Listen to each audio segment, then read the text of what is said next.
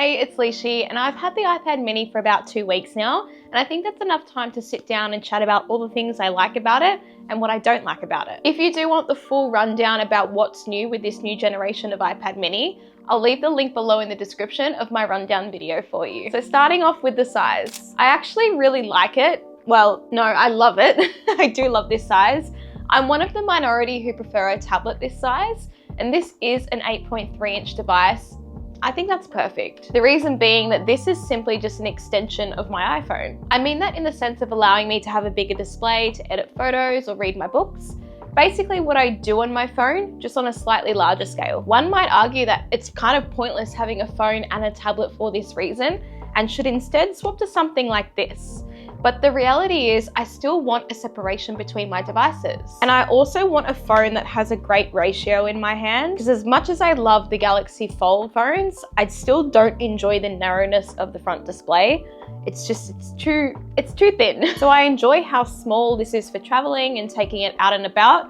It just is super convenient for me. Next thing I do like is the battery life. And although it only has up to 9 hours with the cellular model, which is what I have here, I find that it does last me a few days before I do need to charge it, and that's because I'm kind of only really using it for a maximum of an hour at a time. Sometimes maybe 2 hours if I'm still stuck in bed trying to battle on Pokemon TCG Pocket. Is anyone else hooked on that game? It literally has consumed my soul right now. I do feel like if it had a keyboard cover, battery life would drain a lot quicker for me, because I would be using it to type and do a lot more work. And that's actually something I don't like about the iPad mini. No official keyboard cover support built for this model, because Apple no longer make their keyboard folio covers for the iPad mini, and it is such a shame because I know that I'd be the type of customer who would use one of those. In an ideal world, I would love a Magic Keyboard in the correct size. I think it'd be a dream combo to have that, but we know that'll never happen. The reality is that iPad mini just isn't the most popular seller, even though everybody loves it. So one thing I did buy recently is this, and this is the Logitech Casa pop-up stand.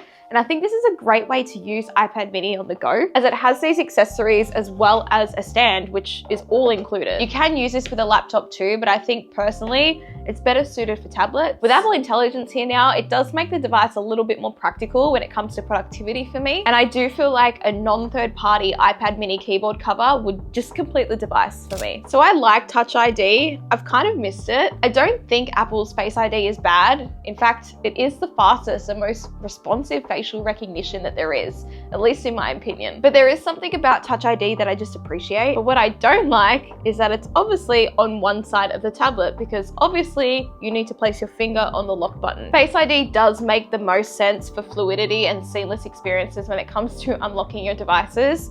So it would be nice to have it on here, but I can settle for Touch ID for now. But let's talk about the display, because there are a few issues here. The iPad mini is still 60 Hz, and I just think 60 Hz needs to be gone these days with technology, at least for higher end and higher priced devices. I used to believe in the argument of the average consumer won't notice, but that really is a false narrative, because they do notice. And the way it tends to be described by these kinds of customers and users is that it's lagging or it's too slow. 120 Hz iPad mini, that would be a dream. But if Apple don't want to make the feature across all of the phones and tablets just to keep a point of difference between the devices, at least then bump it up to 90 Hz or 100 Hz, please.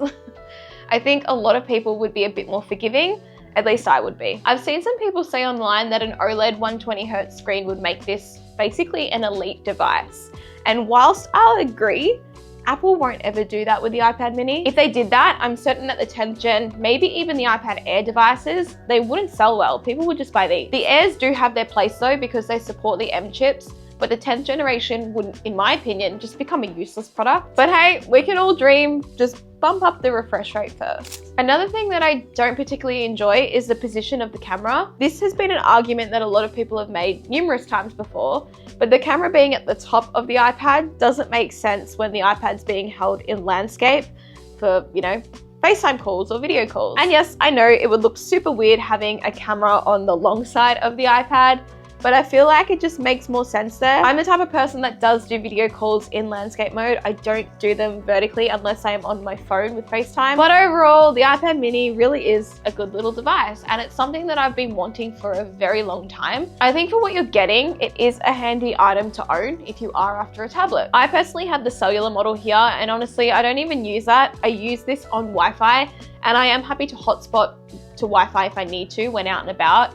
So having cellular doesn't mean much to me, but having the extra storage options is a really nice point of difference from the 6th generation model, and I can really appreciate that a lot. I do just think that they are a little bit on the more expensive side for what you are getting, but for those of us who are desperate for a smaller size tablet, I guess we pay the price of convenience. Now, if other tablet manufacturers can make a higher spec, smaller size tablet like this, my tech dreams would just come true. I have tiny hands, as I always say, and I can hold this in my hand. It's literally the perfect tablet for me. So thanks for watching. Subscribe if you haven't already, because I look forward to talking more tech with you in the next video. Oh, I forgot about Apple Pencil Pro. This is a great combo.